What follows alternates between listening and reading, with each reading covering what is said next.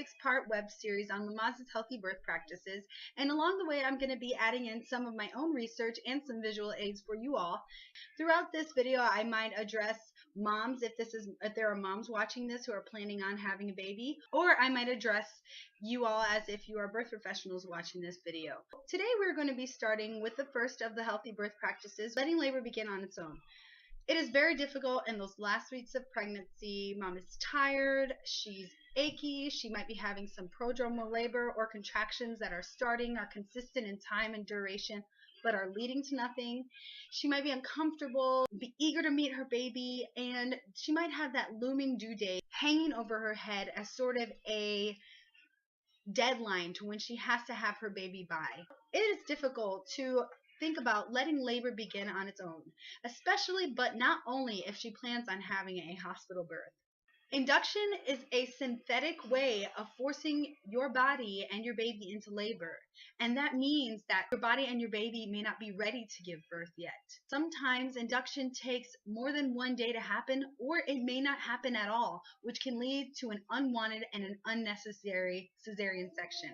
When we put these synthetic chemicals into our body, it can block the natural hormones that the body makes to help induce contractions, which is oxytocin.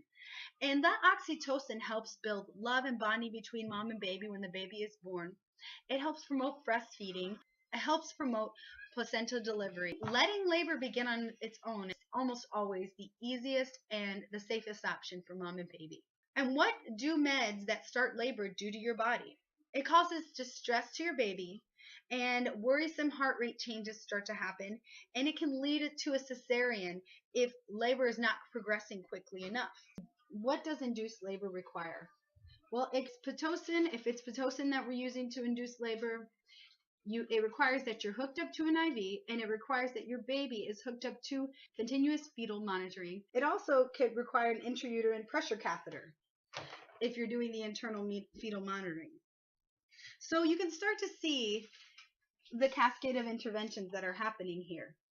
You've got your IV line, you've got your fetal monitoring, you got your catheter, and suddenly you can't move to those more comfortable positions.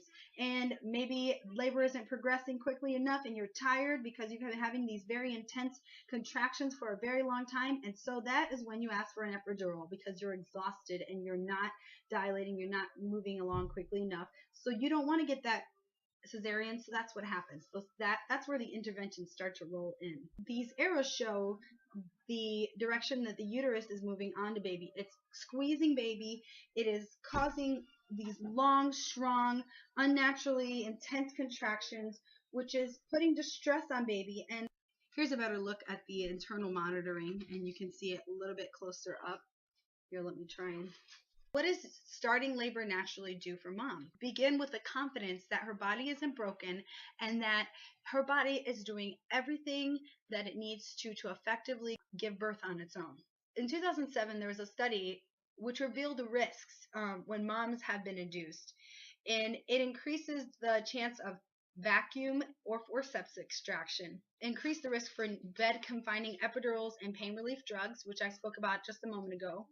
It increased the risk of cesarean birth, and it resulted in the low birth weight of babies and neonatal intensive care unit admissions because they're not ready. What are the cases for labor induction when, despite its risk, it becomes the best choice for mother and baby? These are the guidelines that it becomes safer for mom to be induced than to let her go into labor naturally or to let it begin on its own.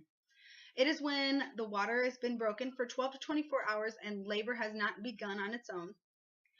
Postterm, which is considered 42 weeks, you have high blood pressure caused by your pregnancy, you have diabetes, infection in the uterus, and your baby is growing too slowly. Induction is not necessary because both you and baby are healthy, but the baby is thought to be too big.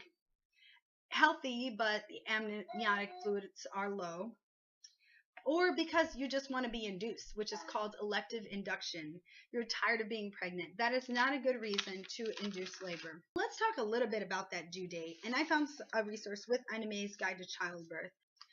There is pressure to give birth based on calendars. Official U.S. figures showed 22.8% of women were induced in 2005 compared to only 9.6% of mothers induced in 1990, and pair that with the increased cesarean section rate. If you go past your due date in some places, the care provider may discontinue care due to regulations and guidelines. OBs calculate the estimated due date 40 weeks from first day of women's last menstrual period. That is assuming that every woman has a 28-day cycle and ovulates or conceives on day 14 of that cycle. Not every woman has a 28-day cycle. There was a study based on 14,000 Danish women who went into labor naturally, and it suggested adding 2 extra days to the 40 weeks that is normally used to calculate the estimated due date. Also, things that affect due date are ages, ethnicity, and previous births. Some hospitals use ultrasound rather than actual calculations based on last menstrual period, and that leads to induction. So here are some questions to ask your provider if you are a mom watching this, or if you are a birth professional that is helping a mom prepare to talk to her caregiver about induction. Why are you recommending induction of labor? What are the risks to my baby and me if I wait for labor to begin naturally? Do research studies confirm that inducing labor in this situation is safe and will reduce my risk of unhealthy outcome? Is induction likely to be successful for me? Is my cervix ripe?